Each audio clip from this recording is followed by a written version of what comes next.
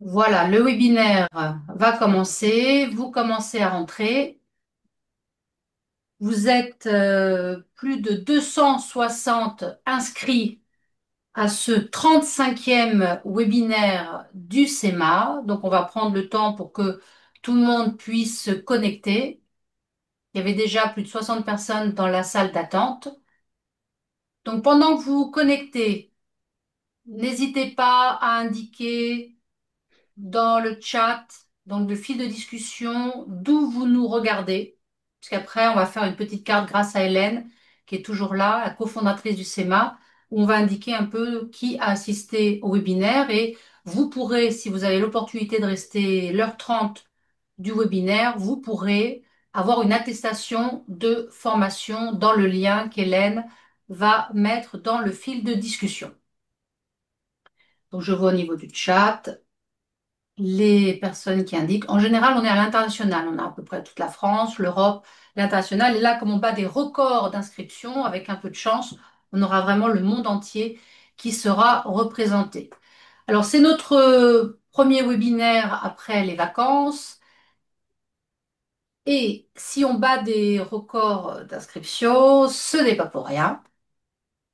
Et c'est pour ça que j'ai tenu, ce n'est pas moi qui vais l'animer, mais j'ai tenu à le présenter parce que nous avons Jocelyne Dahan, qui a rejoint le SEMA il y a maintenant bientôt un an, qui nous a fait cet honneur en tant que responsable de la médiation familiale.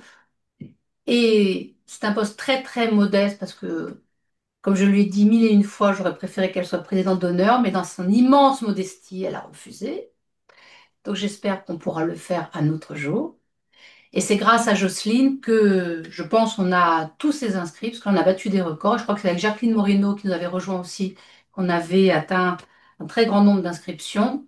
Et Jocelyne non seulement nous a fait le plaisir, l'honneur et la joie de rejoindre le SEMA et de proposer ce webinaire, mais ce webinaire, il rentre dans un cycle médiation familiale et donc, il y aura deux webinaires d'ici la fin de l'année consacrés à la famille et à la médiation familiale. Donc, aujourd'hui, on est plus centré sur la parentalité, notamment les relations père-enfant, mais je la laisserai développer.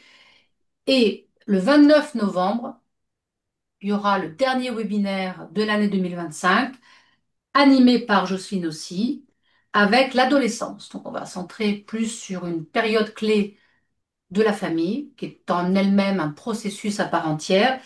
Et on aura le plaisir de recevoir notamment Catherine Dolto, fille de Madame Dolto, et Stéphanie Hébard. Donc, merci à Jocelyne d'avoir accepté de rejoindre le SEMA en animant cette commission, on va dire, médiation familiale, dans laquelle on a ce cycle. Et entre les deux, je précise, entre aujourd'hui le 11 septembre et le 29 novembre, on aura le 18 octobre notre 36e webinaire animé par notre président avec François Julien qu'on avait déjà eu sur dénouer petite philosophie pratique de la médiation. Voilà, donc voilà, il y a des personnes de Londres. Donc je vais vous laisser. N'hésitez pas, si vous avez des questions, à mettre les questions dans le Q&R, questions et réponses. Comme souvent, les questions-réponses, bien, ça sera vers la fin du webinaire. Et la fin du webinaire, ce sera aux alentours de 20 heures. Voilà. On est déjà à presque 100 personnes qui sont en train d'assister. Donc, on est à peu près à un peu moins de la moitié des personnes inscrites. Donc, je vais vous laisser en excellente compagnie Sébastien Dupont, Marie Plark, que je remercie, et Jocelyne Dahan, qui va animer ce webinaire. Merci et merci à tout le monde pour votre fidélité. Merci d'être là et très bon webinaire. Merci Catherine.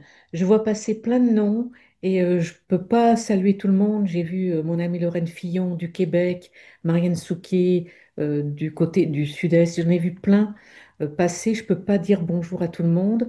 Il y a un mélange entre nous trois de nos réseaux et vraiment un immense merci d'être là ce soir pour cet échange autour de la question de la paternité. Alors, avant que nous commencions, des choses très très concrètes et pratiques, nous avons souhaité, avec Marie Plard et Sébastien Dupont, mettre à votre disposition un extrait d'un documentaire qui s'appelle Sois père et tais-toi, qui a été réalisé par Lorraine de Biezeux, et elle nous a autorisé à en faire une synthèse et à l'utiliser. Donc, vous aurez sur le site du CEMA, dès lors que le webinaire sera mis en ligne, vous pourrez avoir à côté, dans la petite case documents, ce petit film qui est très court mais qui est très fort sur ce qu'il montre, la question de la paternité. Marie vous en parlera certainement, de la paternité qu'on appelle contrainte. Alors ça pose plein de débats et on verra. Vous aurez aussi les adresses mail de nos deux intervenants, Sébastien Dupont, Marie Plard. Si vous voulez les contacter par la suite, vous aurez leurs coordonnées, uniquement le mail. Et je ne donne pas les numéros de téléphone, je ne les donne jamais, sauf si j'y suis autorisée. Et puis on a pensé important de vous mettre aussi la première de couverture, et il y aura Hélène, vraiment que je remercie pour tout le travail énorme qu'elle a pu faire, va mettre un lien avec la possibilité pour vous de vous procurer deux ouvrages. Un ouvrage de Marie Plard sur la paternité contrainte. Lisez-le si vous ne l'avez pas lu. Il nous ouvre à tous les professionnels un autre regard sur ces questions complexes de la paternité. Et du côté de Sébastien Dupont, un ouvrage, un que sais-je, les pères et la paternité. Alors on peut peut-être les montrer à l'écran, je ne les ai pas pris moi. Sébastien, tu as les deux? Non, ça va, là, je suis vraiment désolé, j'ai oublié celui de Marie. Je suis Honte à toi. je suis vraiment désolé. C'est Donc, pas grave. celui de Marie, c'est la paternité imposée. Oui, Et le mien, donc, c'est le que sais-je sur les les pères et pères la et la paternité. paternité. Et j'ai oublié l'éditeur de la paternité imposée, Les liens qui libèrent. Lien qui libère. Voilà, mais vous l'aurez dans sur le webinaire, vous l'aurez à côté dans les documents. Et on a trouvé que c'était intéressant que vous puissiez aussi avoir ensuite des éléments. Ce tout petit film, on l'a utilisé avec Marie lors d'une journée d'études que nous avions co-animée, qui s'appelait Famille, qui es-tu? Et il est vraiment intéressant. Vous pouvez l'utiliser peut-être pour faire une présentation à des professionnels, à un groupe de parents. On a souhaité partager. Voilà pour ce qui est du cadre. On va vous proposer de poser toutes vos questions et on y répondra à la fin. On a prévu un temps pour répondre et être suffisamment interactif avec vous. Bien sûr, on risque de ne pas répondre à tout le monde puisque vous êtes plus de 260 inscrits et il y a quelques instants, il y avait déjà plus de 100 personnes qui étaient entrées. Donc oui, là, vous êtes 112, 113, ce qui est quand même beaucoup. On a vraiment réfléchi à cette question, mais avant qu'on rentre dans le sujet, je voudrais vous présenter mes deux co-intervenants. Nous allons intervenir à trois. Moi, plus modestement, parce que ce sera le regard de la médiation sur cette question de la paternité. Tout d'abord, Marie Plard. Euh, Certains d'entre vous la connaissent déjà, Marie. Marie est avocate, notamment en droit des personnes. Elle intervient au barreau de Paris et elle a une réflexion très importante sur la question de la paternité. Elle expliquera peut-être après un passage à défendre les femmes et nos droits des femmes. Elle a été interpellée par une question complexe de paternité et à partir de là, elle a commencé à travailler sur cette question sans jamais oublier ni la place de l'enfant ni la place des mères, mais en donnant une place à la parole de ces pères qui se disent être contraints, et vous verrez dans ce reportage qui le sont. Marie a créé une association dont elle est présidente et qui s'appelle Même pas père et qui veut tout dire, dont le siège social est à Paris et qui permet à ces pères et à leurs conjointes parfois, puisque moi j'ai assisté à une des réunions et il y avait des conjointes, de pouvoir dire leur complexité, leurs difficultés et leur regard sur la paternité. Moi, j'ai été à la fois très touchée et très étonnée de ces discours de certains pères qui disaient: nous ne serons jamais leur père à ces enfants-là. Ce ne sont pas des enfants que nous avons voulu désirer, on n'a pas été informés, ils nous sont tombés dessus, alors nous allons payer puisque la loi nous y oblige, mais nous ne serons jamais leur père. Et j'ai été très touchée par cette détresse et cette difficulté qu'avaient ces hommes à se positionner, d'autant que pour 95 d'entre eux, ils étaient déjà pères par ailleurs. Et la paternité, ils l'avaient construite. Donc merci Marie.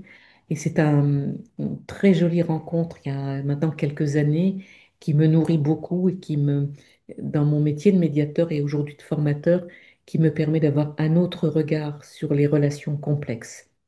Et puis Sébastien Dupont, que j'ai rencontré il y a quelques mois par l'intermédiaire d'une autre collègue qui travaille sur des situations encore plus complexes et qui avait donné mes coordonnées. Et c'est un grand plaisir de travailler. Alors, comme dit Marie, nous avons un jeune psychologue avec nous. Sébastien Dupont est docteur en psychologie. Il est à Strasbourg. Il est responsable du diplôme universitaire de thérapie familiale. Il est évidemment psychologue clinicien, il fait de la thérapie familiale et il écrit beaucoup, il y a beaucoup d'articles. Moi, quand j'ai rencontré Sébastien, je vous invite à le faire. Je suis allée écouter des podcasts et notamment sur les pères et la paternité, etc., ce qui m'a permis un peu de le découvrir. Et j'avoue que nous formons aujourd'hui un trio et je ne sais pas si notre aventure va s'arrêter là. Je pense que non, parce qu'on a envie de continuer à travailler ensemble. Donc voilà, c'est une rencontre autour de questions qui nous tiennent à cœur, qui sont au cœur de nos métiers. La question de l'enfant et la question de la paternité. Ceux qui me connaissent savent que je ne confonds pas le lien et la relation, et que ce qui est aujourd'hui, si nous l'avons appelé tisser et maintenir le lien père-enfant, c'est qu'il s'agit réellement d'une difficulté à établir le lien en relation avec la théorie de l'attachement et avec l'attachement à cette figure parentale qui est le père, et cette complexité. Alors on a beaucoup essayé de réfléchir et de se dire, au fond, quelles sont les difficultés que nous rencontrons et quelles sont les situations que nous aurions envie de réfléchir ensemble, d'échanger et de partager avec un public. Et nous avons retenu deux questions. Bien évidemment, la question des ruptures totales, de la violence, des relations père-enfant extrêmement abîmées. Nous les avons en tête, mais nous ne les avons pas traitées aujourd'hui. C'est un autre sujet qui pourrait être demain vu et regardé. Je me souviens d'un texte de Benoît Bastard qui posait la question, un père violent est-il un homme violent, pardon, voilà le lapsus. Un homme violent est-il un père violent? Est-ce que des enfants ont besoin de connaître ce père et s'identifier? Mais c'est vraiment un autre thème. Nous allons donc essayer d'échanger et de développer deux thèmes. Le premier, c'est Marie qui commencera à nous le présenter. Nous avons fait le choix d'une présentation non pas linéaire, mais de deux questions à laquelle nous allons tenter d'apporter nos réflexions tous les trois. Bien sûr, ce ne sont pas des réponses. Ce sont des pistes de réflexion que nous allons partager ensemble. Donc la première question qui nous a semblé la plus importante, c'était la paternité, un lien à tisser. Et à ça, j'ai associé une phrase de Jean Le Camus, professeur de psychologie, qui était professeur de psychologie à Toulouse, où je suis, et qui disait, le père est un éveilleur. Et quand j'ai cherché quelques phrases pour illustrer notre propos, je me disais, il avait vraiment raison, ce Jean Le Camus. Françoise Dolto disait, il est important et c'est cette personne, ce tiers qui va aider, etc. Et à l'époque, avec l'introduction de la psychanalyse, on disait, c'est la mère qui doit donner la place au père et qui doit lui permettre d'être ce tiers. Je ne sais pas ce qu'en pense Sébastien et on échangera. Donc la première partie de notre échange sera autour de cette question de le père, la paternité, un lien à créer à tisser, pardon. Et la deuxième partie sera la paternité, un lien perturbé. On a voulu regarder qu'est-ce qui se passe quand le lien est perturbé entre l'enfant et son père. Ce sont les deux grandes questions que nous allons nous poser et avec lesquelles nous vous proposons de cheminer et nous pourrons répondre à toutes vos questions à l'issue de ces deux parties. Donc, dans un premier temps, je vais laisser la parole à Marie qui va animer cette première partie. Et à chaque fois, moi, mon rôle sera il est vraiment liminaire. Au fond, qu'est-ce que peut apporter la médiation familiale, notamment dans cette question de un lien à tisser. Et je sais que vous êtes très nombreux dans cette salle, vous êtes professionnels. Il y a des avocats, des magistrats, des psychologues, des professionnels de l'action sociale, des éducateurs, certainement des personnes qui travaillent en espace rencontre, et bien sûr des médiateurs et des médiateurs familiaux. Cette question, on se la pose très souvent et j'ai accompagné énormément, en tout cas sur les dernières années, le profil des personnes en médiation avait beaucoup changé et j'ai beaucoup accompagné ce que j'ai appelé des couples éphémères, de cette image avec ces tout petits papillons qui viennent dans la lumière et qui s'écroulent et qui s'effondrent et qui disparaissent quand la lumière s'estompe. Ils viennent la nuit autour des lumières artificielles et ils s'en vont. Eh bien, ces couples, c'est exactement ce que j'ai rencontré. Des hommes et des femmes, parfois deux hommes, parfois deux femmes, en tout cas un enfant qui était arrivé d'un désir d'enfant ou pas, mais avec une rupture avant même que la grossesse soit annoncée, pendant le temps de la grossesse ou dans les tout premiers mois de la naissance. Je vous rappelle que les chiffres que nous avons, c'est que 3 séparations sur 5 touchent un enfant de moins de 5 ans. On peut s'interroger sur l'image et la construction de la relation de cet enfant avec chacun de ses deux parents quand on a moins de 5 ans. Est-ce que c'est une construction consciente? Est-ce qu'elle est rendue possible par la relation? J'en sais rien. Et donc cette question que je laisse à Marie, euh, un lien à construire, oui, il est à construire. Peut-être que nous verrons à la fin de notre soirée la paternité comme la maternité. Être parent n'est pas un état de soi, il se construit, il est fait aussi avec tout ce que nous avons accumulé de nos histoires familiales, de nos représentations, de nos valeurs, et on doit faire avec. Et c'est pour ça que ce que dit Jean Le Camus, le père est un éveilleur, je trouve que c'est très juste. Donc Marie, je te laisse, et puis Sébastien pourra intervenir, et j'interviendrai en dernier. Donc je coupe mon micro et je te laisse la parole. Merci Jocelyne. Bonjour à tous. Merci au CEMA de nous accueillir. Alors, être embarqué par Jocelyne d'avance, c'est un bel embarquement. Joyeux, on répond oui, et puis après on s'interroge et on se dit, mon Dieu, qu'est-ce que j'ai fait? Est-ce que je vais être à la hauteur? Et puis un soir d'été où il est un peu plus gris que les autres, on se dit, tiens, il est temps que je réfléchisse, on voit l'échéance qui arrive et on ouvre son dossier sur le lien père-enfant. Et on s'arrête sur le lien parce qu'on a du temps et que ma foi, l'été, c'est aussi fait pour ça, on se pose. Et je me suis arrêtée sur le premier mot de notre intervention. Je me suis dit, mais ce lien qu'on nous rabâche jusqu'à la garde parfois, le concept de lien devant le juge aux affaires familiales, devant le juge des enfants, est-ce que parfois on prend le temps de savoir ce que ça veut dire? Parce que finalement, moi, je suis un peu marin, je suis bretonne, le lien, pour moi, c'est une corde, c'est un bout, comme on dit, un bout fait de multitudes de brins. Et ce lien de filiation sur lequel nous nous interrogions, il m'a semblé ressembler à ça. Un lien fait de tas de choses qui se tissent, qui va en donner la complexité, qui va en donner la force, mais également parfois la fragilité et la défaillance. Et j'ai rapproché aussi ce concept de lien avec celui d'intérêt de l'enfant. Ce sont des concepts que vraiment, sans pousser la métaphore, on use parfois. On use très très fort sans savoir forcément ce qui se cache derrière. Et je remercie encore une fois Jocelyne et le CEMA de nous donner l'opportunité, de m'avoir donné l'opportunité de me questionner sur ce lien. Alors, va se pencher sur le lien de filiation. si on se recentre sur notre sujet, c'est le rattachement juridique de l'enfant à ses parents et, dans ce qui nous préoccupe, le lien de l'enfant à son père.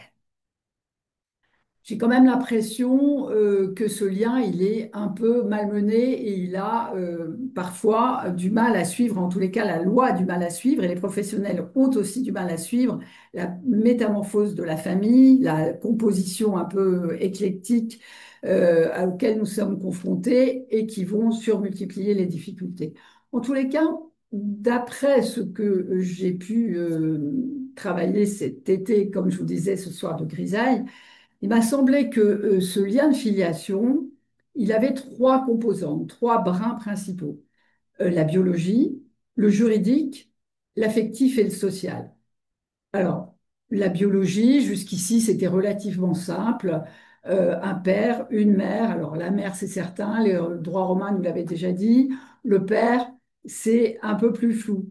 Mais en tous les cas, c'était jusqu'ici relativement facile. Aujourd'hui, la situation n'a plus rien de certain parce que la GPA, la PMA font que le lien biologique n'est plus aussi simple que ce qu'il était avant. Et d'ailleurs, le législateur est venu, dans le cadre des lois bioéthiques, nous dire, faire renoncer le donneur, la donneuse, à des droits biologiques qui feraient de lui naturellement un père ou une mère qui établirait un lien biologique. Donc on voit que la biologie aujourd'hui, elle nous en apprend un peu, et j'en parlerai tout à l'heure parce qu'elle est encore très très très présente dans les actions qui me préoccupent en matière de recherche de paternité, mais en tous les cas, aujourd'hui, elle n'est plus suffisante pour caractériser le lien.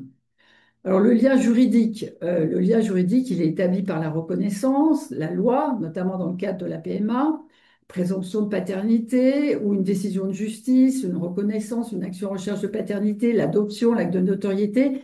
Il y a tout un florilège de concepts qui ont été construits et qui permettent d'établir un lien qui vient parfois se juxtaposer avec le lien biologique. Et puis, il y a ce lien qui est aussi, ou ce brin qui est le brin, et pas des moindres, affectif et social, qui est de plus en plus pris en considération par le législateur et les tribunaux, qui va donner à certains qui n'ont aucun lien biologique avec l'enfant, qui n'ont qu'un lien ténu juridiquement avec l'enfant, qui vont donner à l'enfant la possibilité d'accéder à ce tiers et à ces tiers d'accéder à l'enfant. L'enfant, il a le droit d'entretenir avec un beau-père, avec ses avec ses grands-parents, des relations, et la loi, le code civil, est venu réglementer tout ça. Donc, un rattachement légal, mais également des droits pour l'enfant, droit à connaître ses origines et droit à entretenir des relations personnelles avec ses deux parents. Il y a belle lurette que la Convention internationale des droits de l'enfant est venue rappeler que l'enfant, les États doivent favoriser le maintien des relations de l'enfant avec ses deux parents. Alors, je passe le lien et je continue. Vous m'imaginez dans ma maison en Bretagne, un soir de grisaille, et je continue à m'interroger et je me dis, mais finalement, je parle depuis 30 ans dans ce sujet qui me préoccupe des pères. Mais qu'est-ce qu'un père en fait, hein? Aujourd'hui, un père, c'est pas forcément celui qui a donné ses gamètes, c'est pas forcément celui qui élève l'enfant, mais c'est quoi un père? Alors Sébastien, il va nous le dire certainement mieux que moi. Mais comme j'avais besoin de lumière, je me suis penchée sur un excellent livre dont d'abord le titre m'a accroché et puis le contenu davantage, que vous avez sans doute tous lu, qui est de, alors je ne voudrais pas écorcher son nom, Kevin Eridge, Qu'est-ce qu'un père, tout simplement. Et j'ai adoré sa définition. C'est un psychologue, psychanalyste qui écrit beaucoup sur la paternité et il dit, mais c'est pas une théorie, la paternité, c'est pas non plus un concept abstrait. Au contraire, c'est un apprentissage, une odyssée, j'adore, jubilatoire, j'adore encore mieux. et une aventure. Et je crois qu'effectivement, la paternité, et on va peut-être vous le démontrer ce soir, c'est une sacrée, sacrée aventure. J'ai retenu aussi, parce qu'il n'y a pas que toi, Jocelyne, hein, qui a fait quelques petites recherches cet été et en ce début septembre. J'ai aussi retenu, alors peut-être un peu moins sérieux, mais quand même, il écrit beaucoup et il se prononce sur le sujet, Ismaël Khalifa, qui nous dit que en fait, un lien père-enfant, ça relève de l'adoption. J'aime bien la comparaison. Je me souviens de Sophie Marinopoulos, que vous connaissez tous, qui, qui, qui, qui estime que c'est le regard croisé de l'enfant sur son père et du père sur l'enfant qui va établir ce lien entre eux. Donc il nous dit la paternité et le lien relèvent de l'adoption, et parce que, contrairement à la mère, le père, et dans mes paternités contraintes, parfois il n'a que très peu de temps pour métaboliser cette paternité, contrairement à la mère, le père ne porte pas l'enfant pendant 9 mois. Donc, je n'ai pas reculé devant le plaisir de vous parler d'un sujet qui me tient à cœur, que j'ai découvert à l'occasion d'un dossier il y a une trentaine d'années et sur lequel je n'arrête pas de m'interroger, de me perfectionner, qui est le problème des paternités contraintes, des paternités imposées et des paternités non voulues. Euh, Parce que je pense que dans le cadre du lien à créer, du lien à tisser, du lien qui est en devenir, c'est un laboratoire formidable d'observation, d'expérience pour moi. Et c'était au-delà du cadre juridique, je pense, vous connaissez tous, de la recherche, de l'action recherche de paternité. C'est un lieu d'observation formidable pour voir comment, en dehors de toute volonté de paternité, malgré tout, ce lien peut se tisser. Alors, ce sont des situations très, très singulières, ces histoires de paternité contrainte. En 2 mots, un homme va découvrir un jour, parfois tôt, parfois très tard, qu'il est le père d'un enfant qui parfois habite à 500 mètres de chez lui. Ça m'est arrivé à Bordeaux il n'y a pas si longtemps que ça, et qu'il va découvrir lorsque l'enfant a 15 ans. Ça peut être un enfant, l'enfant le plus âgé pour lequel j'ai eu une procédure avait 67 ans. Et je peux vous dire que lorsque j'ai annoncé à cet homme qui avait été élevé, on voit la génération à laquelle il peut intervenir, comme un bâtard qui avait été stigmatisé dans le petit village de province où il avait grandi, que le jour où je l'ai appelé pour lui dire que sa paternité avait été établie, qu'il avait enfin la case filiation paternelle de remplie et qu'elle n'était plus vide.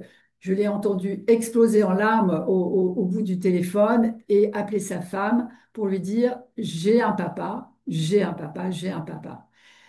Voilà, donc ce sont des situations très éclectiques, moi qui m'ont bouleversée, qui continuent de me bouleverser par la souffrance des deux côtés du lien que cela provoque, dont j'avais envie, dans le cadre de ce lien à tisser, de vous parler. Donc, des situations très diverses, très variées, qui touchent toutes les générations. On peut être père à 17 ans, comme je l'ai vu dernièrement au printemps.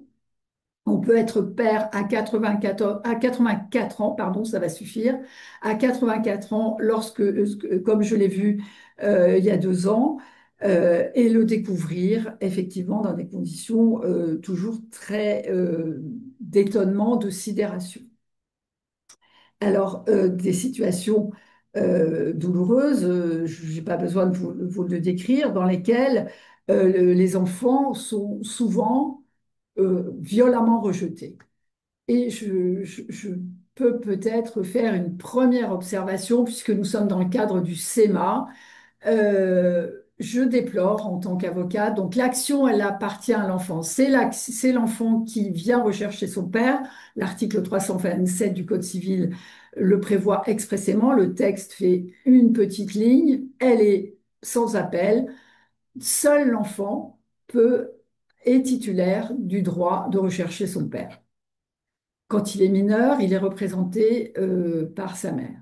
La plupart des actions sont introduites dans ce cadre-là. Et je vous le disais à l'instant, nous sommes dans le cadre du CEMA, Centre d'enseignement de la médiation et des MARD. Je déplore vivement, et je le dis à chaque intervention, je déplore le contenu des assignations que je reçois, puisque vous l'avez compris, dans la majorité des cas, je suis du côté de ces hommes qui sont désignés comme pères. Ces procédures sont d'une violence et ces assignations introductives, qui sont pourtant destinées à chercher à créer du lien, à créer le lien fondamental d'un enfant avec son père, ces actions qui sont introduites exclusivement au nom de l'enfant, mais par la voix de la mère, sont rédigées la plupart du temps de manière très agressive. Je dirais que dans 99% des cas, elles sont d'une telle agressivité à l'égard de l'homme désigné que dès sa lecture, on se dit que toute possibilité de créer un lien est déjà très, très, très abîmée.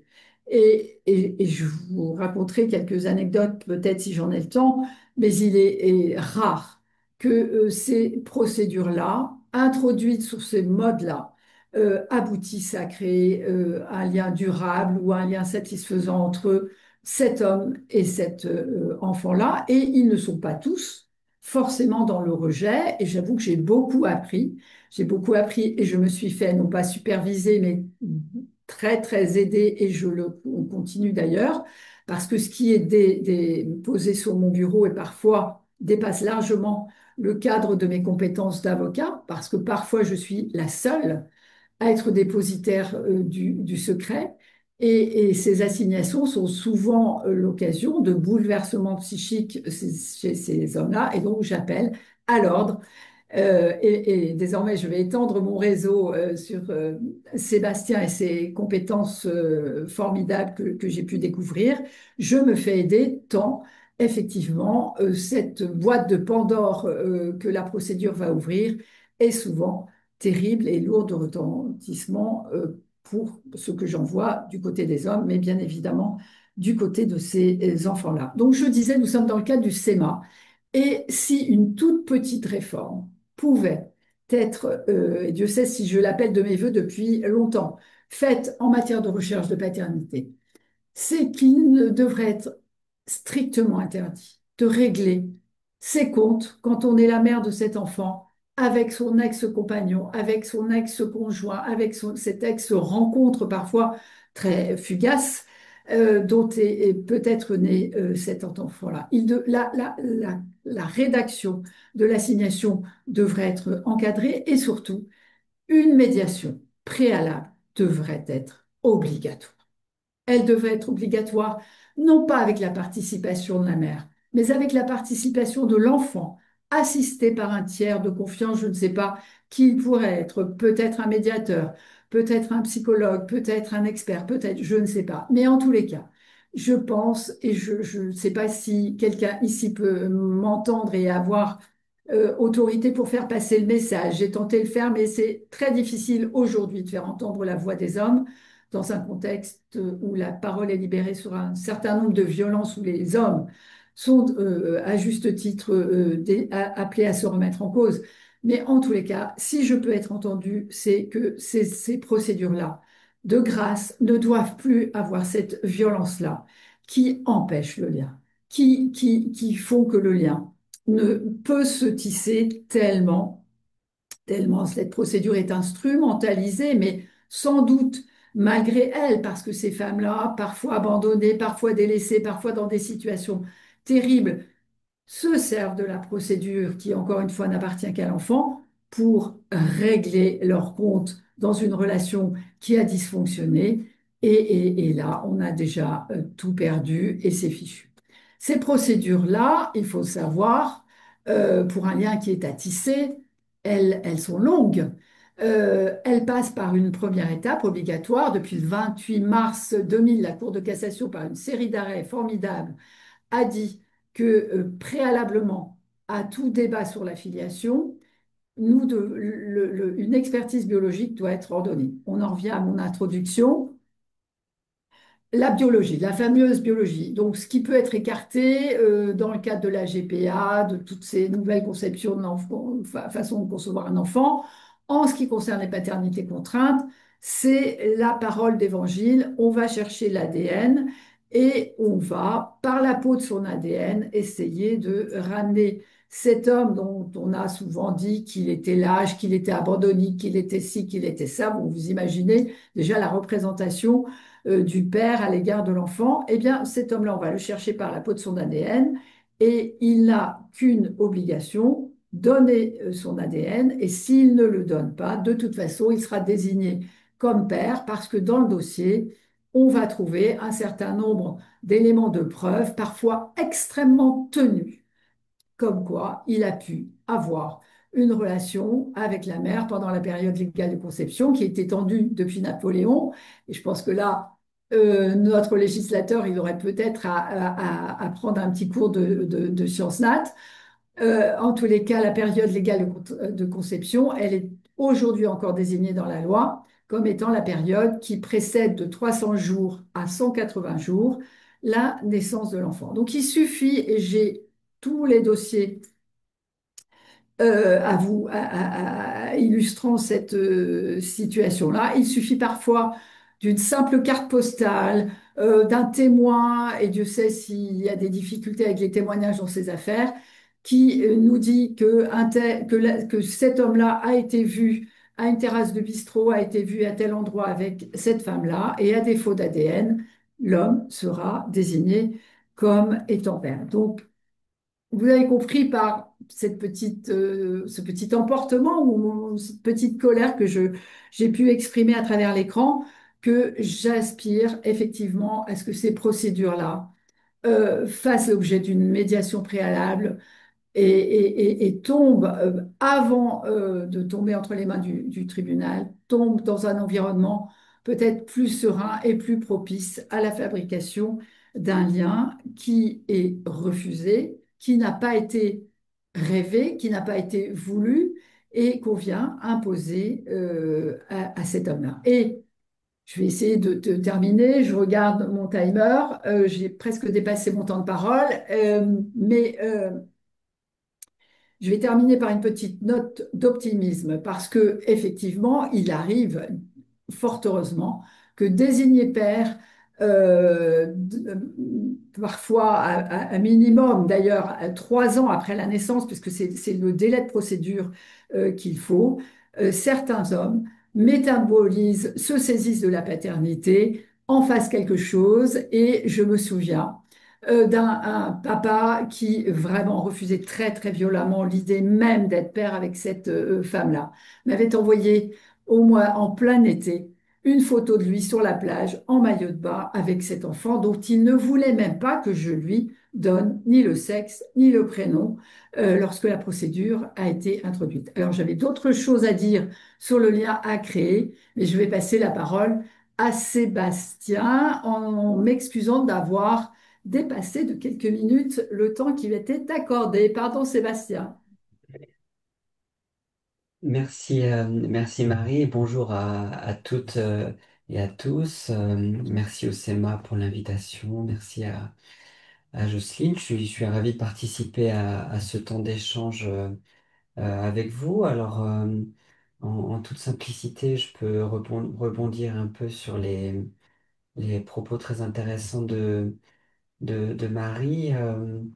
Et moi, je dirais que même si bien sûr les situations dont nous a parlé Marie sont très particulières, elles permettent d'appréhender un point très important du lien de paternité qui est l'équilibre des droits et des devoirs et le sentiment d'être légitimé par l'entourage.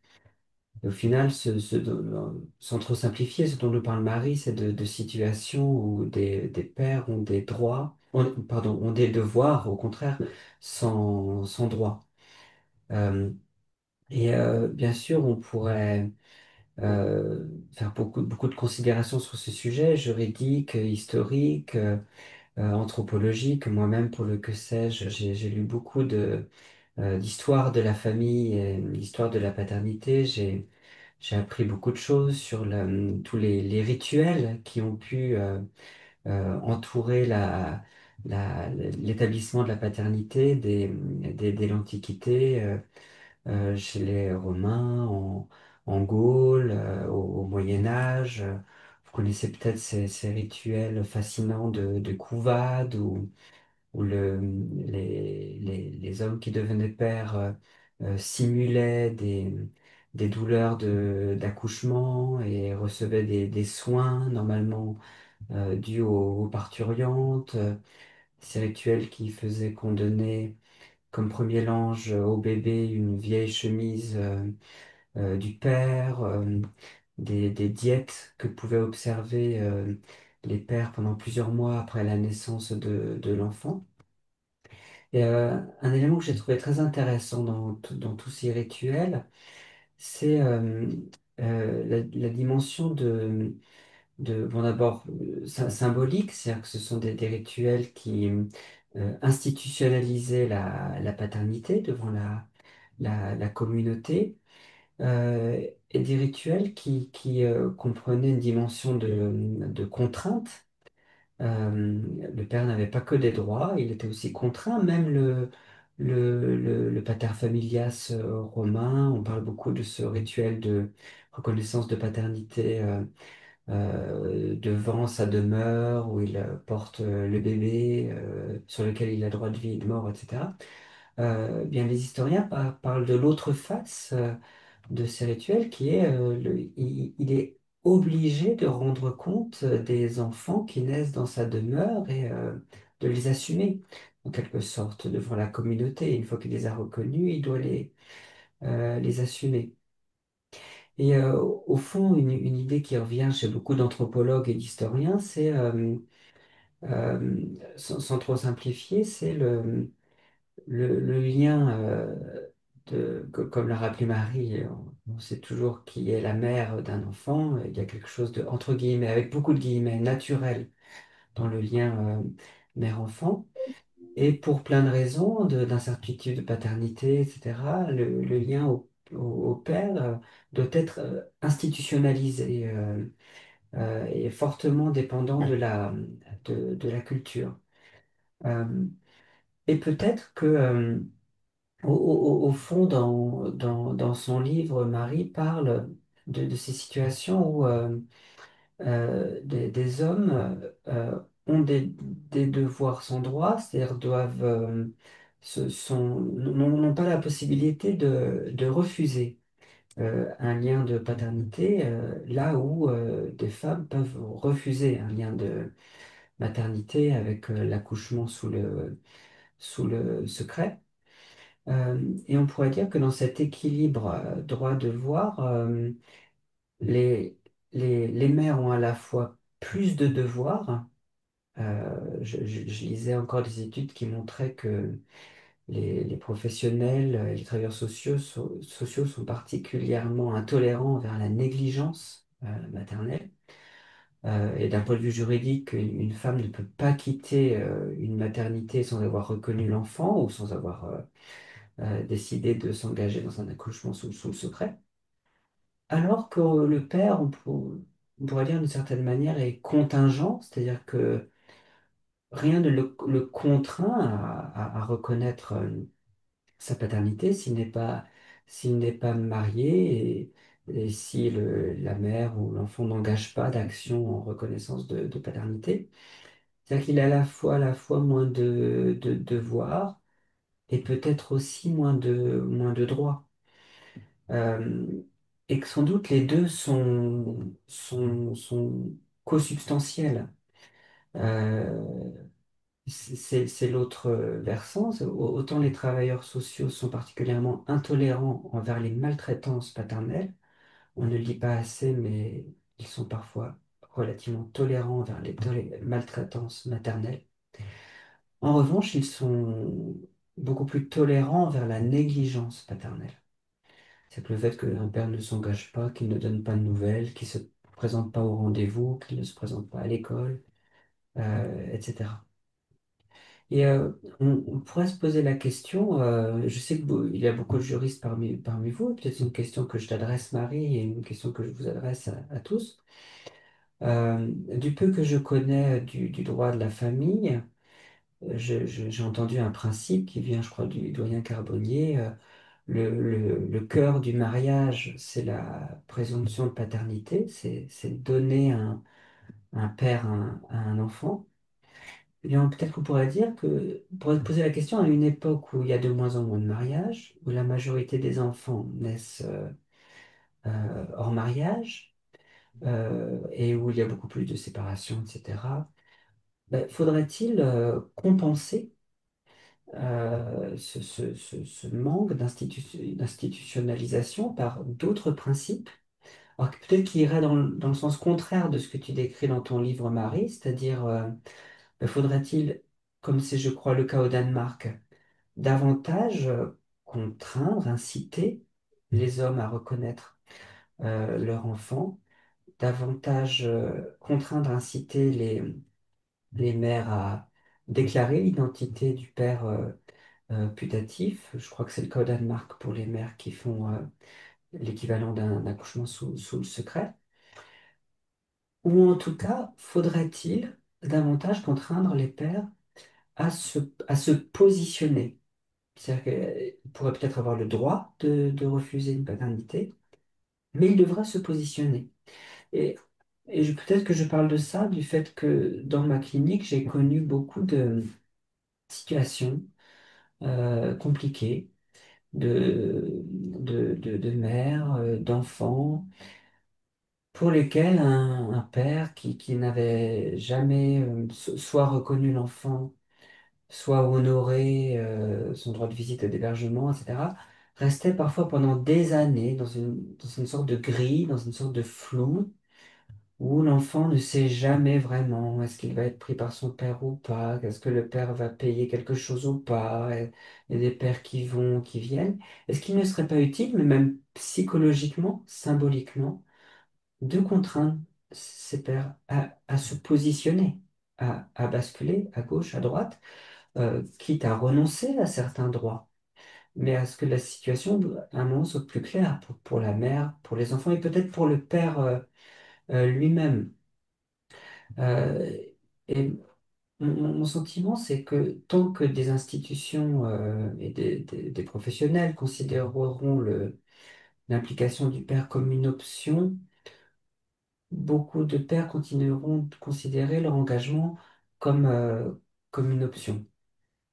Euh, et enfin, puisqu'on parlait de l'activation enfin, de l'établissement de la paternité, bien sûr, pour revenir sur un plan qui devrait être plus le mien, c'est la psychologie, le lien affectif, ben, bien sûr souligner que, comme le disait Kevin et Reggie dans son livre que tu viens de citer, la paternité n'est pas que symbolique, abstraite, etc. Elle est au contraire très, très concrète, c'est une expérience sensorielle, corporelle.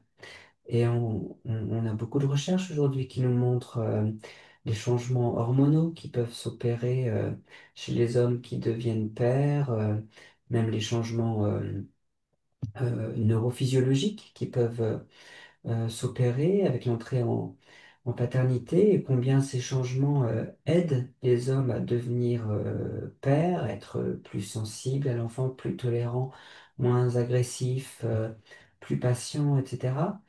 Et combien ces changements sont corrélés avec les expériences. On sait que le corps à corps, par exemple, active davantage la sécrétion d'ocytocine, de prolactine, etc. Et donc, combien devenir père, c'est une expérience et que des conditions concrètes permettent d'activer ce qu'on pourrait appeler l'instinct paternel, Christine Castelin-Meunier a écrit récemment un livre qui porte ce titre. Mais enfin, il y aurait beaucoup à dire. Avant qu'on passe à la seconde partie, peut-être, Marie, souhaites-tu rebondir? Euh, Alors, je crois que nous ne parlons pas des mêmes situations et que nos deux interventions se complètent. Moi, je suis dans un lien qui est à créer sur un tissu relationnel entre l'homme et la femme qui sont censés avoir conçu cet enfant-là ensemble et qui, dans les hypothèses qui me préoccupent, en tous les cas, n'ont pas ou peu d'histoire ou entre lesquels il n'a jamais été question de projet parental et où la paternité est à, j'allais dire, métabolisée, à encaisser du côté du père. Donc c'est un lien sur un tissu, sur un terrain qui n'a rien à voir avec peut-être les situations que tu as eu à traiter dans ta clinique où il y a pu y avoir une volonté d'enfant et puis le père s'est retiré pour différentes raisons et il ne sait plus trop comment se comporter, ou il a été père à un temps et puis il est pris par d'autres occupations. Moi, j'ai vraiment voulu cibler cette espèce de blanc, cette espèce de vide où aujourd'hui je vois des paternités, des enfants conçus entre deux personnes qui se sont rencontrées la veille sur un réseau social quelconque et qui ne connaissent rien l'un de l'autre et parfois pas même leur identité. C'était cette situation peut-être effectivement un petit peu exceptionnelle, qui n'est pas exceptionnelle pour moi, mais qui me semblait très emblématique du lien qu'il fallait essayer de créer, nous les professionnels du droit ou toi de la psychologie, sur un terrain vierge et peut-être même négatif. Sur le reste, je suis totalement d'accord. Je pensais l'aborder dans le deuxième sujet du lien perturbé de ce père qui ne sait pas se positionner. Alors, tu parlais des Danois, les Allemands sont également dans le même registre. La mère est tenue de déclarer l'identité de celui qu'elle pense être le père, avec derrière, de la part des caisses d'allocation familiale qui vont être informées du nom de l'identité du géniteur ou du père, avec l'arrière-pensée de recouvrer des pensions alimentaires. C'est pas forcément dans l'intérêt exclusif de l'enfant que cette démarche-là est faite, mais en tous les cas, c'est vrai qu'elle permet de sortir de ces situations grises et floues d'incertitude qui n'est pas terrible pour l'enfant. Mais je crois que c'est Françoise Dolto qui disait finalement, il vaut mieux s'appuyer sur un père tordu que sur un non-père ou sur le vide absolu.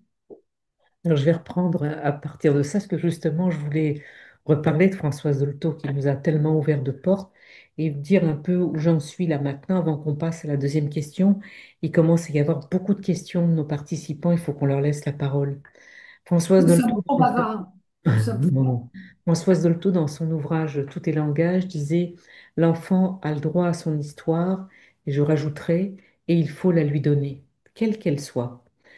La question que j'ai quand je vous entends et un peu la synthèse que je pourrais faire, c'est que des situations de naissance non voulue, d'enfants non désirés, aujourd'hui, c'est quelque chose ce sont des états avec lesquels nous travaillons différemment d'avant. C'est vrai ce que dit Sébastien.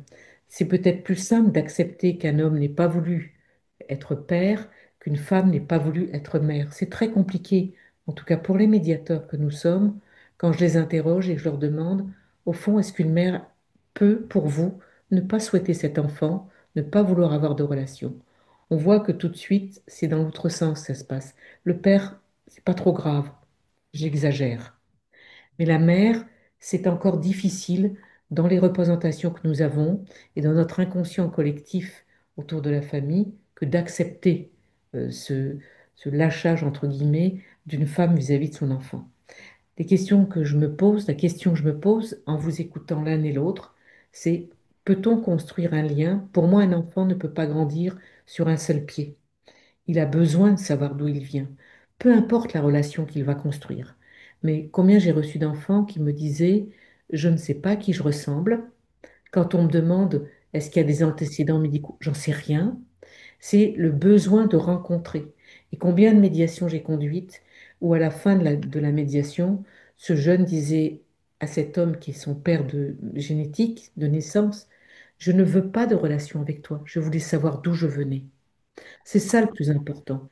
Donc ce que j'entends, c'est d'une part, et je te rejoins Marie, oui, une médiation très précoce pour accompagner ces hommes qui ont le droit d'être en colère, parce que je l'ai entendu aussi leur colère, pour accompagner ces enfants qui ont le droit de savoir d'où ils viennent, et pour faire que ces femmes ne soient pas, je ne vais pas dire ici tous les noms d'oiseaux que j'ai pu entendre, mais qu'on puisse aussi accepter que si elle a gardé cet enfant, c'est dans une volonté d'être mère, et pas forcément de les mettre en difficulté au départ.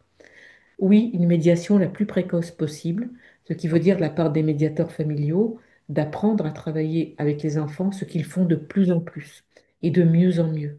Ils ont des vraies compétences. Et puis de s'entourer de professionnels qui vont nous aider à cela.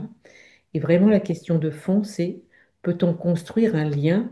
Et je fais référence, je le redis, à la théorie de l'attachement. Peut-on construire ce lien pour un enfant avec ce père lorsque la relation n'a pas été établie au départ, à la naissance et dans les premières années? Est-ce que c'est encore possible? Moi, je pense que oui, puisque je pense que tout peut être réparé dans une histoire.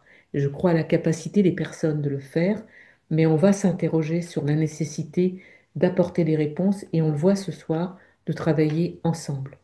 Alors on va peut-être passer à notre deuxième point, il va falloir qu'on le fasse un peu plus court. Il va nous falloir 2 webinaires, on va le dire au SEMA, pour pouvoir tout aborder, qui est la question différente du lien perturbé. Qu'est-ce que c'est qu'un lien perturbé? On va d'abord donner la parole à Sébastien, puis Marie du côté de son activité, et on bouclera du côté de la médiation avant de vous laisser la parole. Donc il nous reste à peu près maximum 20 minutes pour cette partie-là. Donc, on laisse la parole à toutes ces personnes qui sont venues nous écouter ce soir. Donc, je te donne la parole, Sébastien. Au fond, qu'est-ce que c'est qu'un lien perturbé et comment est-ce qu'un enfant peut se construire ou s'identifier ou être en relation dans un lien perturbé et comment est-ce que ce père, cet homme, peut aussi se retrouver dans ce lien perturbé? Mhm. Alors, c'est évidemment un thème très vaste, comme on a peu de temps et qu'on est dans le contexte de la médiation familiale. Je pourrais me centrer sur la question de l'impact de la séparation sur le lien, la séparation des parents sur le lien père-enfant. Bien sûr, vous connaissez toutes et tous ces statistiques encore effrayantes, hein. 40% des enfants de parents séparés ne voient leur père que rarement ou jamais. Alors peut-être qu'on ne précise pas toujours que cet effet est beaucoup plus fort, 3 fois plus fort statistiquement chez les enfants de milieux modestes. Il y a une vraie inégalité sociale de ce point de vue-là. Euh, et peut-être mettre l'accent sur quelques facteurs sur lesquels on met peut-être moins la lumière. Il y a eu beaucoup d'études hein, sur les facteurs de probabilité de délitement de ce lien. Et on peut évaluer l'amplitude statistique. Et j'ai été très intéressé de découvrir que statistiquement, le facteur le plus prédictif du délitement du lien, mais de très loin, c'est-à-dire qui est 5 à 10 fois plus important que les autres, c'est est-ce que le père a lui-même perdu le lien avec son propre père? Et c'est un facteur beaucoup plus fort que le niveau de conflit entre les parents, le milieu social, la distance géographique, etc. Donc c'est intéressant parce que on voit ces effets de répétition intergénérationnelle, symbolique et affective. Euh, Aussi d'autres données assez intéressantes. Parmi les pères les plus à risque de délitement du lien, on trouve, bon ça c'est relativement logique, les pères qui étaient les moins engagés avant la séparation auprès de l'enfant. Quoique, il y a ces cas que vous connaissez où la séparation a un effet, au contraire, d'activation. Euh, j'ai plusieurs fois entendu des déclarations de mères qui, en substance, disaient, j'ai l'impression d'avoir, avec la séparation, rendu un père à mon enfant, qui finalement, une fois s'occupant seul de l'enfant, a développé d'autres compétences et s'est réengagé. Et enfin, l'autre type de père le plus à risque, là c'est beaucoup plus contre-intuitif, c'est les pères qui étaient très engagés avant la séparation. Et l'une des explications, c'est que, encore en France, comme vous le savez, le jugement qui est le plus prononcé, avec ou sans l'accord des parents, c'est la résidence principale chez la mère et droit de visite et d'hébergement pour le père. Et en fait, on peut comprendre que paradoxalement, des pères moyennement engagés peuvent facilement se contenter d'un week-end sur deux, là où des pères qui étaient très engagés peuvent le vivre très mal. Euh, et là encore, bon, la psychologie nous apprend toutes ces complexités de l'humain, ces paradoxes. J'ai moi-même connu, et il faut le dire, parfois été très surpris d'accompagner des pères qui étaient dans une immense souffrance dans mon bureau et qui étaient extrêmement passifs dans leur démarche, qui ont mis parfois des mois, des années, ne serait-ce qu'avant de solliciter un avocat. Je pense notamment à ce père qui était lui-même, qui avait lui-même grandi en foyer et qui, sa compagne est partie à l'autre bout de la France avec l'enfant et il est resté très longtemps passif. Et les professionnels euh, pouvaient à tort avoir l'impression que c'était un père désengagé. Euh, et enfin, dire peut-être quelques mots des corpus de recherche dont on parle peut-être pas assez, des recherches empiriques, puisque sur ces domaines, beaucoup d'idées circulent, souvent peu étayées. Dire quelques mots des consensus scientifiques actuels qui identifient par exemple le droit de visite et d'hébergement classique comme un facteur de risque de délitement du lien. C'est-à-dire que on sait maintenant que c'est finalement un mode de répartition des résidences qui est plutôt délétère au bien-être de l'enfant en moyenne, au bien-être du père et au bien-être et au lien père-enfant. Et c'est vrai aussi lorsque c'est la mère qui a un droit de visite et d'hébergement.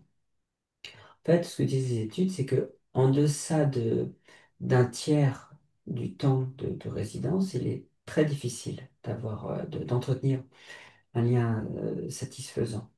Et que même si la quantité de temps passé ensemble n'est pas une garantie de la qualité dépend souvent de la quantité.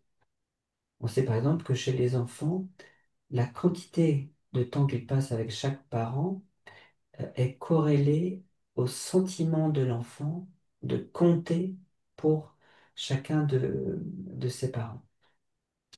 Et peut-être quelques mots très rapides, puisque j'entends dire beaucoup de choses sur ce thème, sur la résidence alternée. Comme vous le savez, a fait beaucoup de débats à n'en plus finir. Euh, il y a maintenant un gros corpus de recherche. Bien sûr, comme vous savez, elle reste très rare en France. Seulement 12 enfants des enfants de parents séparés vivent en résidence alternée, contre 30 à 50% dans d'autres pays, notamment les pays scandinaves. Et il y a eu bien sûr beaucoup de recherches sur l'impact de la résidence alternée sur le bien-être des enfants. Il y a maintenant un consensus pour dire, en moyenne, les enfants en résidence alternée ont un meilleur bien-être euh, à- que les enfants en résidence classique et droit de visite et d'hébergement, même s'il y a bien sûr des contre-exemples. Tout ça, ce ne sont que des moyennes. Et surtout, il y a trois résultats qui sont vraiment contre-intuitifs. C'est que pour nous adultes, c'est que les enfants en résidence alternée sont en moyenne moins stressés que les enfants qui ont une résidence principale et un droit de visite hébergement, qui sont eux-mêmes moins stressés que les enfants qui ont une résidence exclusive. Donc on voit comme c'est contre-intuitif avec beaucoup d'idées d'adultes. Ah, moi, je n'aimerais pas déménager chaque semaine, qu'est-ce que c'est stressant, on impose ça aux enfants, etc. Euh, Deuxième résultat contre-intuitif, c'est le bénéfice moyen de la résidence alternée est aussi valable pour les enfants dont les parents ont un niveau élevé de conflit. Alors que, comme vous le savez, beaucoup de magistrats considèrent que un haut niveau de conflit est une contre-indication à la résidence alternée. Et troisième résultat très intéressant, euh, en moyenne, la résidence alternée n'a pas d'effet délétère sur le lien de l'enfant à la mère, en comparaison avec le mode classique, voire même, dans une partie des cas, le lien à la mère s'en voit amélioré ou renforcé. Donc là encore, c'est très contre-intuitif, puisque l'enfant passe moins de temps avec sa mère. Euh, bon, il y aurait beaucoup de choses à dire psychologiquement, mais ça rejoint une loi énoncée par Bowlby il y a 50 ans sur l'attachement, qui est plus l'enfant a des liens d'attachement forts, pardon, plus l'enfant a de figures d'attachement, excusez-moi, plus le lien qu'il a avec sa figure principale est fort et sécure. Et donc, c'est un exemple parmi beaucoup d'autres du fait que dans le domaine des liens, on ne doit pas raisonner en vase communicant. C'est-à-dire, alors que comme vous savez, c'est souvent comme ça que raisonnent certains parents, notamment en conflit. C'est plus moins il verra l'autre, ou plus il sera en conflit avec l'autre, plus il m'aimera moi, ou il aura un lien fort avec moi, ou plus il aimera mon nouveau conjoint. Euh, Alors que ce que nous explique la psychologie de l'attachement, mais aussi la psychologie des loyautés familiales, c'est que c'est plutôt l'inverse qui est vrai, c'est-à-dire euh, plus je respecte, plus un parent respecte le lien de l'enfant à l'autre, plus le lien de l'enfant à moi est fort, plus je respecte les loyautés de l'enfant à l'autre parent, plus l'enfant pourra créer un lien avec mon nouveau compagnon. C'est-à-dire que la logique des loyautés est plutôt cumulative que substitutive. Euh, et donc, c'est d'ailleurs une des grandes questions, comment éviter que les conflits de loyauté, et comment permettre l'équilibre des loyautés. Et là encore, dans des expériences concrètes et pas trop abstraites, et comment faire pour que, après la séparation, le père reste présent dans la vie de l'enfant et si possible dans toutes les dimensions de la vie, les contraintes, les devoirs, les maladies, etc. Et pas seulement les loisirs ou l'autorité symbolique ou même l'investissement financier. Et là encore, euh, souligner un résultat de recherche, l'implication financière du père est corrélée à la qualité de la relation avec l'enfant. Plus le père aura un lien positif avec l'enfant, plus il honorera la portion alimentaire et même plus il s'engagera dans d'autres transferts financiers qui dépassent largement la pension alimentaire, notamment lorsque l'enfant deviendra majeur. Mais voilà, il y aurait beaucoup à dire et je te donne la parole, Marie.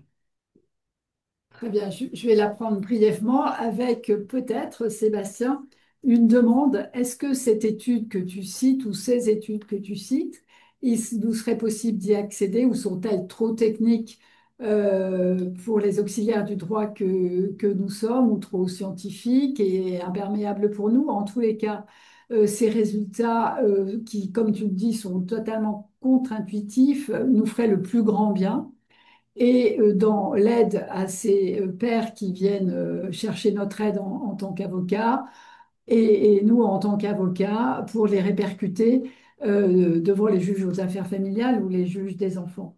Je Mhm. vous ai dit tout à l'heure en aparté à tous les... Pardon. Non, Je pense que simplement en réponse, j'ai rédigé justement une revue de la littérature, une synthèse pour la revue des politiques sociales et familiales et l'article est disponible en ligne. Ce que je peux faire, c'est mettre le lien dans le chat. Alors, c'est bien. ça va rejoindre plusieurs questions des participants, puis je redirai un mot sur cette question du lien lorsqu'il est endommagé, abîmé, etc. Plusieurs personnes demandent si vous pouvez citer les sources, notamment Sébastien, et si on peut les communiquer. Ce qu'on peut faire, si Hélène et Catherine du SEMA sont d'accord, c'est qu'on pourrait regarder comment faire soit un ou deux articles, on ne peut pas tout mettre, hein, ou une bibliographie, si vous êtes d'accord, Sébastien et Marie, et on pourrait les mettre en ligne. Tout à fait. On a Oui. Pour tous nos répondre, petites biographies, études oui, secrètes. pour répondre à il y a beaucoup de questions autour de ça, les communications, etc.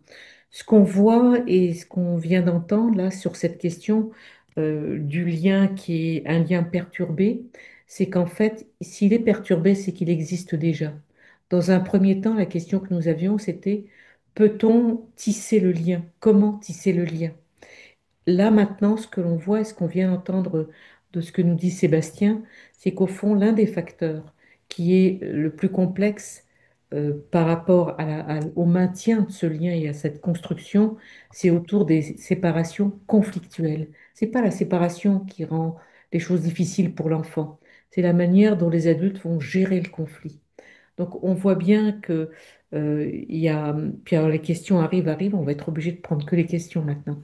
On voit bien que la question qui était posée tout à l'heure à Marie sur la question de la relation, du lien, de cette construction, et Marie disait, au fond, peut-être qu'il faudrait une médiation dans le sens un espace où la parole peut être apportée de manière libre et sans risquer de sanction, parce que c'est ça aussi et de pouvoir dire les choses.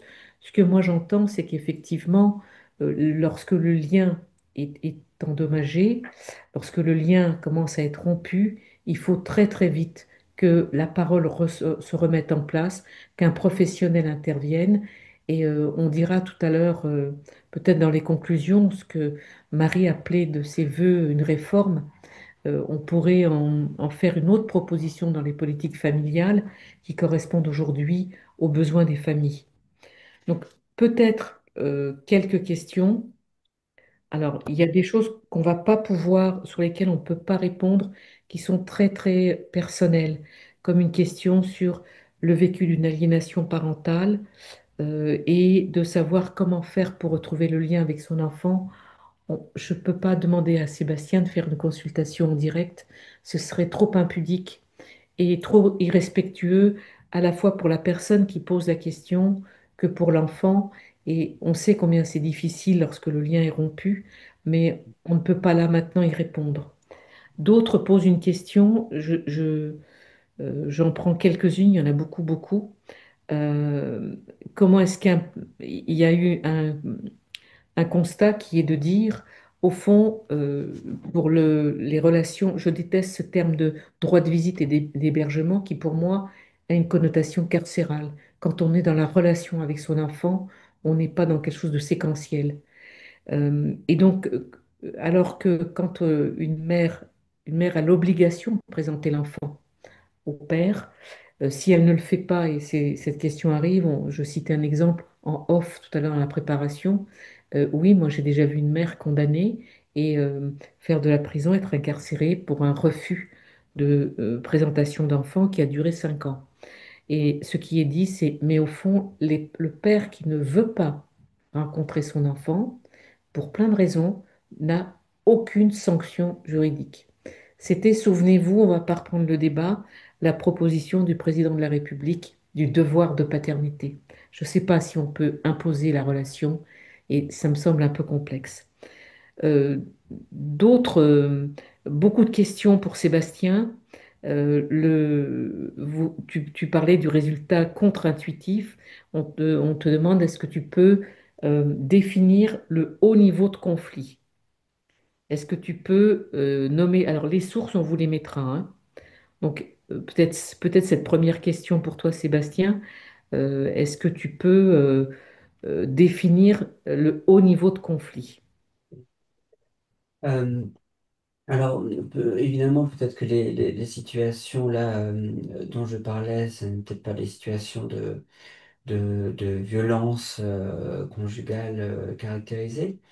Mais en tout cas, ce que montraient les études, il faudrait se repencher sur les critères concernant le conflit. En tout cas, ce qu'elles montraient, c'est que le, le niveau de conflit entre les parents n'annule pas les bienfaits de la résidence alternée. C'est-à-dire, pour le dire plus simplement, parmi les enfants dont les parents sont très en conflit, ceux qui sont en résidence alternée vont quand même un peu mieux que ceux qui ne sont pas en résidence alternée. Et l'une des hypothèses centrales, c'est que la résidence alternée, même avec du fait du conflit, malgré le conflit, apaise un peu ce que les psychologues appellent l'insécurité émotionnelle, c'est-à-dire la crainte de perdre le lien. C'est-à-dire, c'est évident que, comme vient de le rappeler Jocelyne, ce qui est le plus délétère pour les enfants, ce n'est pas la séparation des parents, c'est le conflit entre les parents. Et notamment, bon, outre tous les aspects émotionnels que ça induit chez l'enfant, ça induit notamment l'insécurité émotionnelle, c'est-à-dire la crainte de perdre le lien avec l'un des parents. Mes parents ont une telle haine l'un envers l'autre et n'arrivent tellement pas à dialoguer que je crains que tout ça va finir avec le fait que je vais perdre le lien avec un de mes deux parents. Eh bien, en fait, même si les parents continuent d'être en conflit, le fait de passer, pas forcément 50% du temps avec chacun, mais 30, 70, ou en tout cas de passer un temps significatif avec les deux parents, rassure sur le fait que, en tout cas, la relation entre moi et le parent est plus ou moins préservée. Et ce que d'autres résultats ont montré, c'est que dans une partie des situations, contrairement à ce que on a pu longtemps penser intuitivement, c'est-à-dire ben, on va pas mettre en résidence alternée des enfants de parents qui sont en conflit, puisque l'enfant va encore plus assister à des conflits, ça va encore plus alimenter les problèmes.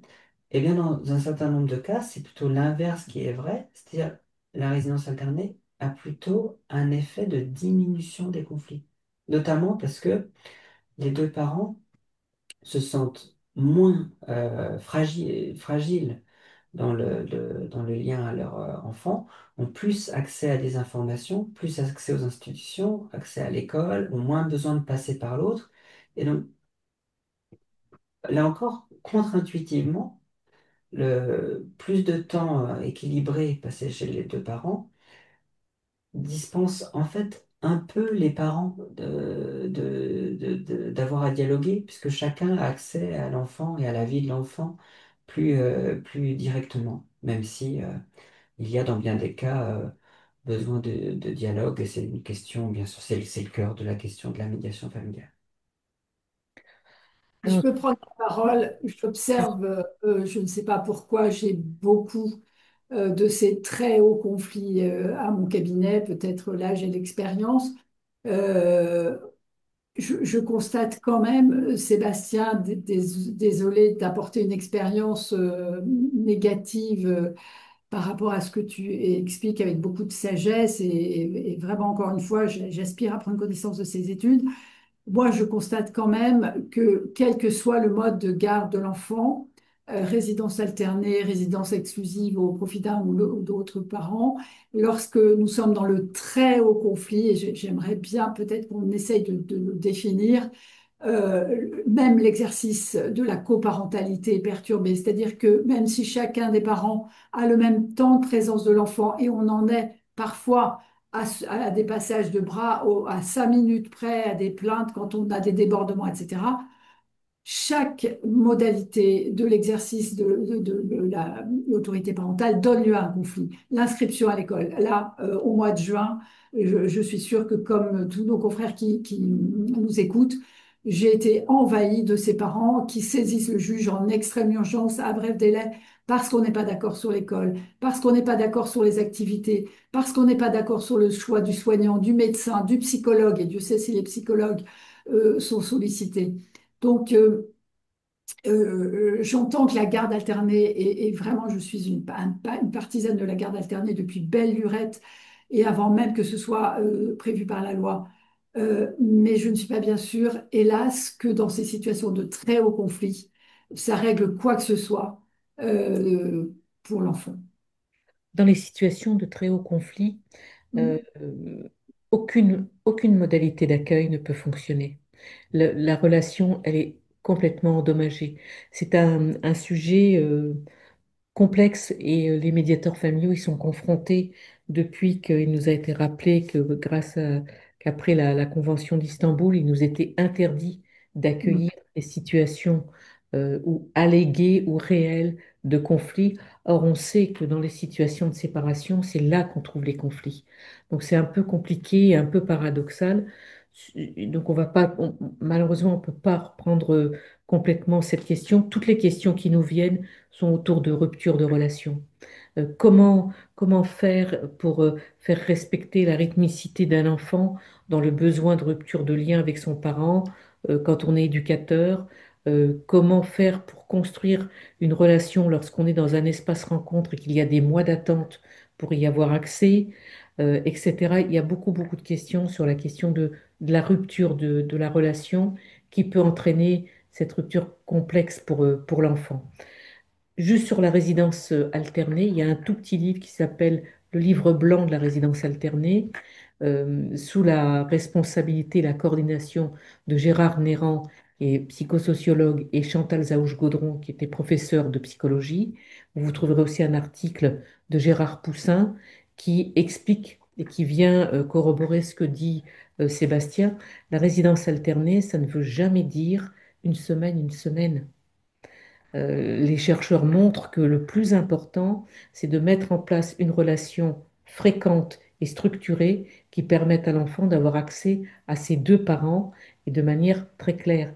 Et contrairement à ce qu'on pense, moi, ce que j'ai vu dans mes 35 ans d'exercice, c'est que ce sont les enfants, on pense que les tout petits ne peuvent pas vivre cette alternance, eh bien, ils la vivent extrêmement bien. Et c'est à l'âge de l'adolescence où justement c'est très complexe, on a besoin, il se renferme sur son monde social, etc. C'est pas qu'il aime plus un des deux parents, c'est qu'il a besoin de rester, je dirais, dans sa tanière. À ce moment-là, la résidence alternée devient très complexe. Et il faut avoir atténué le conflit des parents pour qu'ils puissent comprendre d'abord que l'adolescent s'autorise à dire au jour d'aujourd'hui, j'ai besoin d'habiter là, dans cet espace-là, pas chez ma mère ou chez mon père, dans mon espace à moi, pour que l'autre comprenne que ça n'est ni un rejet, ni une mise à l'écart, mais une nécessité à son stade de développement pour qu'il puisse continuer. Les enfants de parents séparés, très souvent, n'ont pas les mêmes droits que les autres. On met un focus sur tout leur comportement, sur leurs besoins, et ils doivent tout justifier. Alors que quand on est dans une famille qui n'est pas séparée, ou dans une famille séparée qui n'a pas de conflit, on voit bien que les enfants, à des moments, ont des relations de proximité avec un parent, parfois avec l'autre, parfois avec aucun des deux. Moi, je souris souvent quand les mamans me disent avec des enfants de 5-6 ans, oh, il dit toujours que quand il sera grand, il m'épousera. Dans ma tête, je me dis, profites-en, ça va pas durer. Tu vas voir, ça va se réveiller. Mais c'est ça la réalité de la vie. C'est pourquoi est-ce que les enfants de parents séparés auraient des besoins différents des autres? Donc, ce qu'on voit au travers de toutes les questions qui nous sont posées, et on peut évidemment, la loi Taquet, oui, elle a prévu, dans le cadre du conflit, une médiation, et on voit, enfin, c'est un peu plus complexe, on pourrait en reparler des contraintes de la médiation. Il y a d'autres formes d'intervention qui arrivent aussi aujourd'hui, qui permettent de faire des propositions aux parents. Il y a un mouvement qui n'a pas encore trouvé sa place en France et qui devrait la trouver, qui s'appelle le coaching coparental. Ce n'est pas du coaching, c'est un mode d'intervention qui notamment est très développé au Québec et qui permet une intervention amiable. Lorsque la médiation n'est pas possible, l'espace rencontre ne fonctionne pas et qui va permettre dans un temps bref de travailler pour dénouer le conflit sans forcément mettre les gens en contact, etc. Et puis, il y a la coordination parentale, lorsque rien n'est possible, qui est à mon sens, et là je ne parle pas par rapport à Marie-Clotilde Danis qui l'a introduit en France, pour moi, elle reste une mesure judiciaire et elle doit être vraiment un outil à la disposition du magistrat. Quand vraiment on ne peut pas, on demandait aujourd'hui, au fond, qu'est-ce qu'on peut faire pour obliger à sortir du conflit? Ben, il y a des moments où c'est tellement compliqué que oui, être plus directif, dire, voilà, vous avez 3 mois, 6 mois pour trouver une solution et il y a des professionnels pour cela, ça me semble important. Alors on arrive au bout de notre temps et vraiment on souhaitait avoir, on avait plein d'idées quand on a préparé, on a regardé plein de thèmes, on a évacué volontairement le très conflictuel. Peut-être qu'il faudra refaire une soirée sur cette question parce que elle touche et les professionnels, moi j'entends beaucoup d'avocats qui en parlent, des magistrats qui en parlent, des médiateurs, les espaces rencontres. Moi, je salue les collègues des espaces rencontres. C'est un travail extrêmement complexe. Le travail que font les éducateurs auprès de ces familles, c'est aussi d'une grande complexité. Donc, ce qu'on peut dire, c'est que si on devait appeler une réforme de nos voeux, ce serait d'ouvrir différemment les espaces. On ne peut plus travailler comme on a travaillé avant. Il y a un regard pluridisciplinaire qui est nécessaire. Je pense à des expériences qui sont faites comme dans une association qui s'appelle Impulsion 54 dans l'Est de la France où les enfants, lorsque les parents sont en médiation, peuvent être reçus par la psychologue du service et il y a une restitution qui est faite après avec les parents. Si seulement on pouvait arrêter ces histoires de profession réglementée, pas réglementée, et nous laisser travailler ensemble dans l'intérêt des familles, que l'on puisse trouver dans un même espace un psychologue, un avocat, un médiateur et aussi un notaire, et que l'on puisse travailler ensemble sur les conflits familiaux, qu'on puisse échanger entre nous. Je ne dis pas que le monde tournerait mieux, mais je pense qu'on pourrait offrir une gamme plus élargie à ces parents. Alors oui, nous croyons que le lien peut être construit et rétabli, même lorsqu'il a été endommagé, sans quoi on ne serait pas aussi engagé. Vous avez entendu la parole de Marie qui est très engagée dans le droit de la famille. Sébastien qui nous apporte avec beaucoup de pondération toutes ces ouvertures. Le pauvre, il a dû nous subir. Nous étions deux furies sur la question du lien et de la paternité, etc. Il nous a pondéré pendant toute la préparation. Je suis désolée qu'on ne puisse pas répondre davantage à toutes vos questions. Peut-être qu'il faudra en faire d'autres. On retient que nous vous mettons à disposition sur le site du SEMA. Merci beaucoup à Hélène Toumieux et à Catherine Emmanuel pour nous laisser organiser ces espaces. Il y aura le petit film de Lorraine de Biezeux. Vous verrez, c'est une réduction de 10 minutes, mais elle est vraiment bien faite. Vous aurez les coordonnées de Marie Plard, le mail, et de Sébastien Dupont. Et ne les inondez pas de mails parce qu'après, vous n'aurez plus qu'on communique. Et puis, on va vous mettre une petite bibliographie, peut-être deux, trois articles, on va le compléter. Et on peut que vous dire, continuez ces échanges là où vous êtes. Ouvrez les portes avec des magistrats, des avocats, des psys pour pouvoir continuer à réfléchir. Il y a plein de colloques qui sont en préparation sur la question de la parole de l'enfant, etc. Et vous n'oubliez pas, alors, nos deux prochains rendez-vous, le 18 octobre, sur la philosophie, et j'ai oublié le reste du nom, qui sera animé par le président du SEMA, Bertrand Delcourt. Et puis le 29 novembre, Catherine Dolto et Stéphanie Hébrard. Stéphanie Hébrard est première vice-présidente au tribunal judiciaire de Paris. Elle a beaucoup apporté au développement des modes alternatifs, à la responsabilité des parents, et elles seront là toutes les deux pour échanger sur l'adolescence, parce que c'est très particulier à l'épreuve de la séparation parentale. Alors un grand merci. On a tenu notre timing, il est 20 heures, avec beaucoup de frustration pour vous, pour nous. Il va falloir qu'on continue à y réfléchir. Et je pense à toutes ces associations qui travaillent autour de la question du conflit intrafamilial. Il y a une association internationale qui s'appelle l'EFI, AIFI, co-créée notamment par Lorraine Fillon, et qui interroge toutes ces questions, toutes ces disciplines, qui est dans la pluridisciplinarité. Et vraiment, n'hésitez pas à aller voir tous ces sites et enrichissez aussi peut-être ces éléments qu'on va vous donner par des réflexions, des éléments que vous connaissez, dont nous n'avons pas connaissance. Alors, on vous souhaite une très bonne soirée. Un immense merci à Marie et à Sébastien qui ont accepté cette aventure et qui ont accepté de réfléchir sur ces questions en sachant qu'on avait très très peu de temps. Je vois passer Catherine Porge d'Orange, qui est une avocate des mineurs extraordinaire, fait un travail magnifique. Puis plein de gens, j'ai pas eu le temps de dire bonjour à tout le monde. Euh, je vous souhaite une très bonne soirée. Merci au SEMA d'impulser ces réflexions. Elles sont nécessaires pour nous les professionnels. Et puis, de toute manière, je crois qu'on va continuer un bout de chemin ensemble avec Marie et Sébastien parce qu'on en a trop envie. Merci à vous toutes et à vous tous. Et Merci. merci à toi, Jocelyne, de nous avoir embarqués. Merci, Sébastien. Merci à toutes les deux. Merci à toutes et tous. Bonne soirée.